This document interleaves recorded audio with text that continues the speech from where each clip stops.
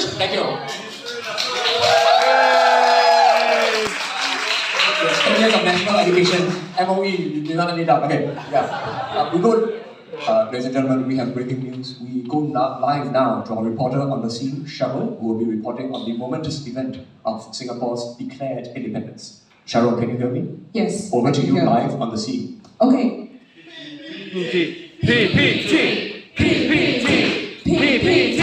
Okay, coming to you live from the Hive at Carpenter in Singapore. Yes, I know we have time traveled back to 1965, simply because if we are in 2023, I do not know why we'll be declaring independence today and reporting on it. So, we want to present you live, fresh news. And just to declare, because let's just take it that, we're going back to 1965, the rest of the events may not be historically as you remembered because of the Mandela effect. So let's take a journey. Okay, as you can see, the Mandela effect. I'm not sure, but if you remember, we used to be Sang Nila Utama. Long time ago in the land of the Lion City, the old kampong. I know, you guys must be thinking this was way before 1965, right? I'm gonna tell you, you are wrong. In 1965, this was what we had. It wasn't all these tall, flashy, buildings. No, we were in this land. But the government may have you think differently back then. Why? Because we live in a simulation. Everything you see is a simulation. And I'm telling you this as a news reporter. Why? Because we know the facts, we know the truth. And now, I'm going to tell you another surprising thing that you may not have recalled from the year of 1965. Yes!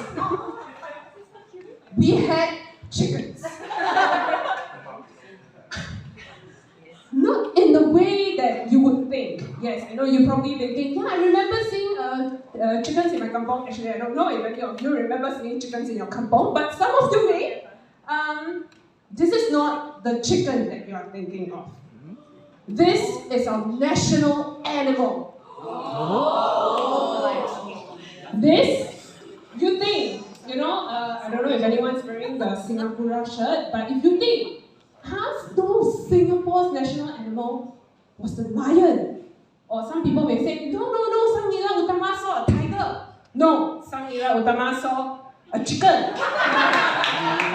And in 1965, when we were signing our papers and we were doing our, the national flag logo, and they were like, Merlion. No, it was not Merlion. It was this.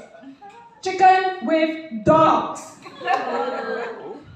Yeah.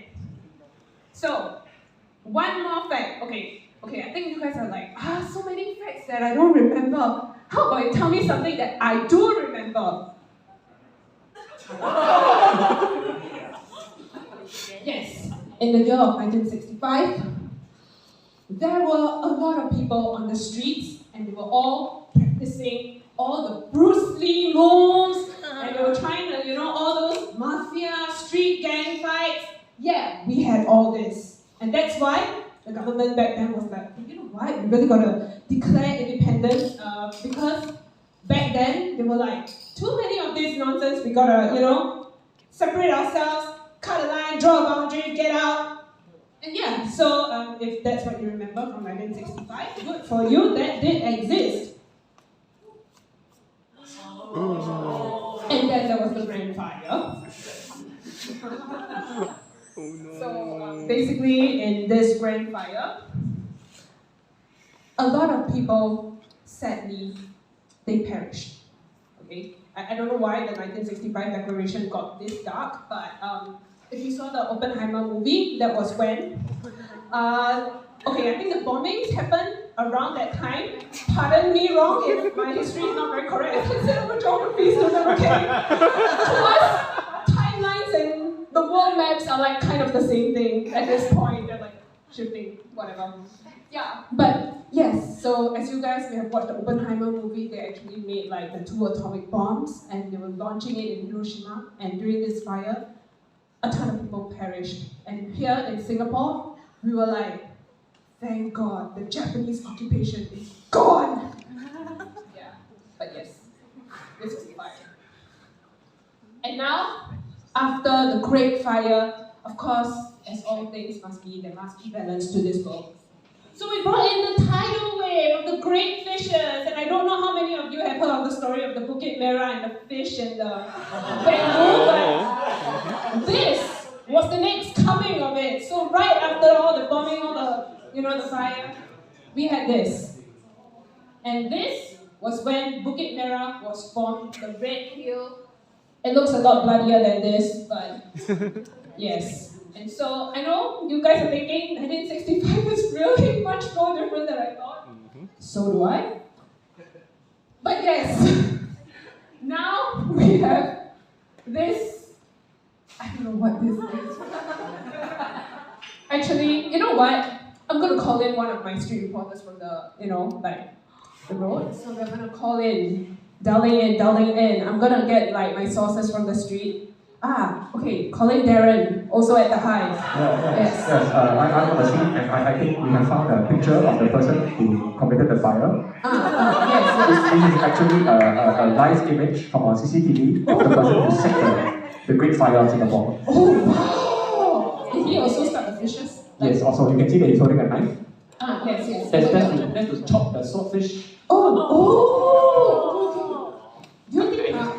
you think it's possible to also eat the baby? No. Oh. Due to time constraint, and the breaking news segment will also have to be finished up in the next 30 seconds. So let's go. And finally, okay, sorry. Yes. As you can all tell, basically we're all stuck in a simulation. We're in a different reality, but fret not. Because from today onwards, this reality is now your reality, and I hope you remember the new history of our Declaration of Singapore's Independence. Thank you.